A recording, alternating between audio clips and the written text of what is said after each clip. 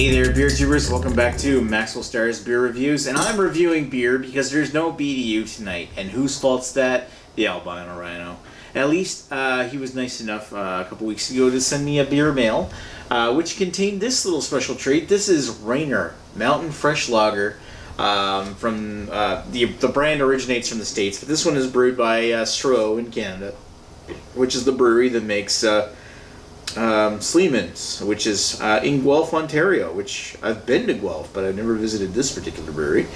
It says naturally brewed, mountain fresh, tastes since 1878. Now, Rainer Lager is considered to be one of the finest lagers in the States, one of the finest, not so much lagers, but one of the finest macro lagers, like those big brewery lagers. And like the ones that are really cheap that you can buy just about everywhere. They actually made a blog post someone made a blog post, and we talked about it on BDU one week, where they said that Rainer was one of the best because it was still a quality beer, even though it was a really cheap one, a bargain basement beer that you could buy in Walmart or something. So a lot of people like it, even though it is mass-produced. So let's say, you know what? I don't care if a beer is mass-produced. I care more if it tastes good. So this is the Canadian brewed version, which is made by Sleeman's. So it's interesting to try this one. And thanks, Chad, the albino rhino, for mailing this one to me, because I get to try it.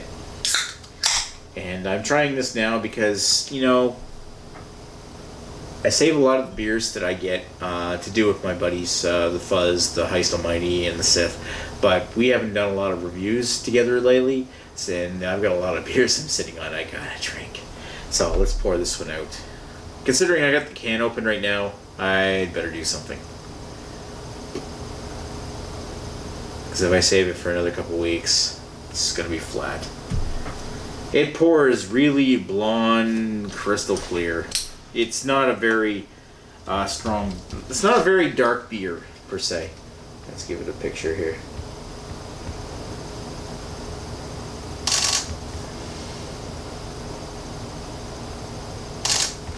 Again, close up for the video.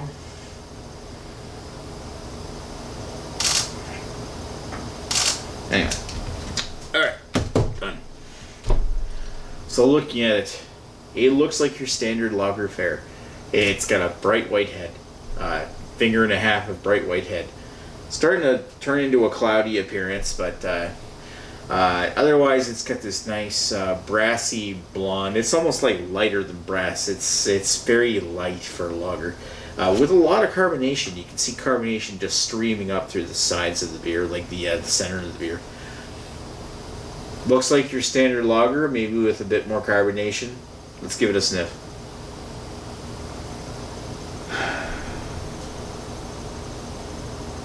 Again, it smells like your standard lager affair.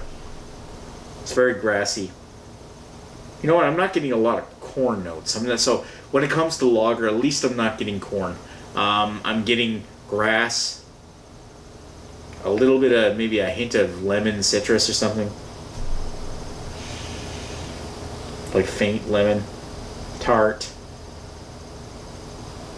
Not a lot of sweetness.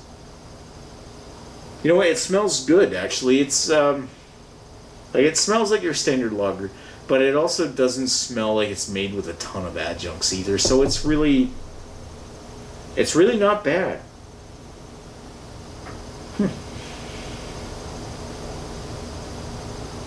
All right, let's put this thing down the hatch. Cheers.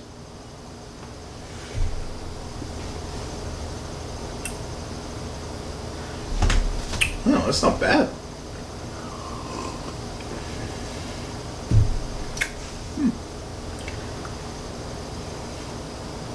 It's very lightly metallic, but not much. There's a little bit of like very pale malt caramel. Again, not much. It's just a light sweetness. The biggest thing I get from it is herbal. Not so much herbal, but let's see. Like caramel, soda water, Not a lot of hops to speak of. There's a little herbal metallic note from whatever light amount they used of noble hops. But it's very carbonated. It almost has a hint of toffee. Now, it's not a super strong tasting beer. It's almost a little watery. But as far as, like, if you were to say call this a macro lager, this is actually really good. I actually like this. This is not bad at all.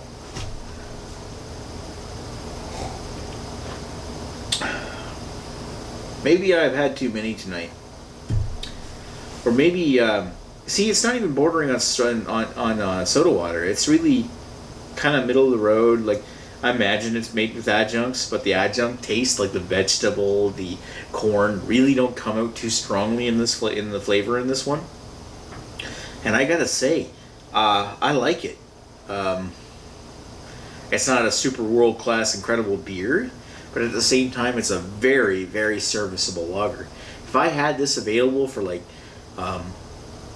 Canadian New Brunswick prices, if I had this available to me for like $18 or $19 for a 24 pack, this is something I would buy because this actually has a really good taste to it. It doesn't taste fake. It's not bad, and I'm not thinking of it because in the States this is really high class cheap beer because I'm not thinking of it that way. I'm looking for like this off adjunct state. I'm looking for the corn in the aftertaste. I'm looking for that soda water. I'm looking for that the lack of flavor, the wateriness. And this one here, I'm getting a decent amount of flavor with no off-putting corn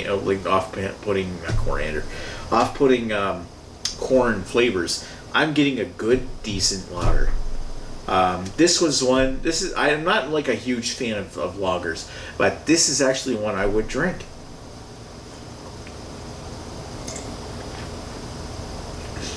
That said, I mean, it's not something I would run to. But if I had to drink something, if I had, say, Labatt Blue, Colson Canadian, maybe even Moosehead available to me, and I had this one sitting next to it, I'd probably opt for the Rainer. This isn't bad. I would try it. I would try this probably over a lot of Sleeman's products, except for Unibrew, of course. This is good. I do approve of it. I'm going to give that a 3.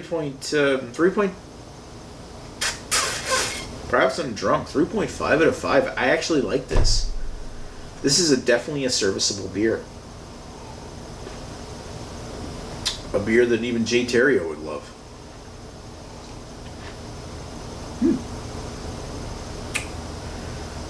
3.5 might be rich, but fuck it. I like it. So thank you for watching Maxwell Starr's beer reviews of Rainer. This is actually a really decent lager. I would drink this again, and thank you for watching, and we will talk to you folks later. Thanks, Rhino. Cheers.